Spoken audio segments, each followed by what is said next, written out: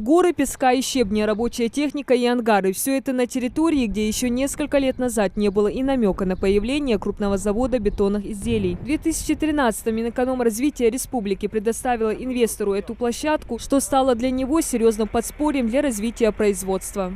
Минэкономразвитие мне помогло тем, что выдало инвестиционное свидетельство. Оно дает право на освобождение от налога на имущество и выплаты арендной платы на 95%. Это ощутимое, так как сказать, в год, как бы говорится, 260 тысяч они мне льготу дали. Инвестпроект рассчитан на производство бетонных изделий, используемых в строительстве из сверхпрочного бетона. Реализация проекта позволит создать более 40 рабочих мест и обеспечить население продукцией высшего качества. Таких же 2 ангара построить, по 550 квадратных метров каждый.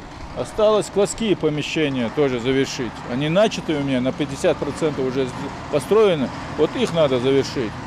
И еще там разные, еще 2 производства мне надо освоить. Оборудование закуплено, стоит по производству крупногабаритных бетонных изделий.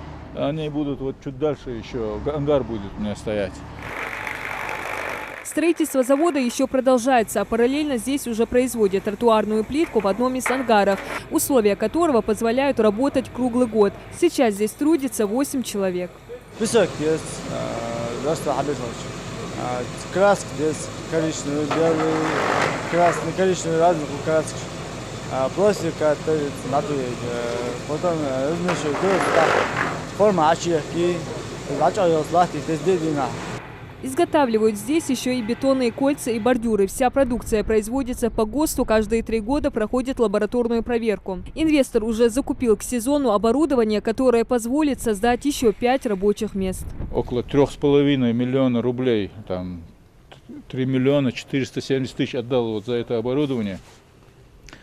Она по производству гиперпрессованной продукции, брусчатка, бордюры, блоки, пеплоблоки, более 350 наименований продукции можно будет производить. На полную мощность завод заработает в 2023 году. Необходим большой ресурс. Для одного человека это непосильная задача. Предприниматель надеется на господдержку, ведь главная цель инвестиционного проекта – создание постоянных рабочих мест. Диана Дударова, Магомед Шаухалов, Новости 24.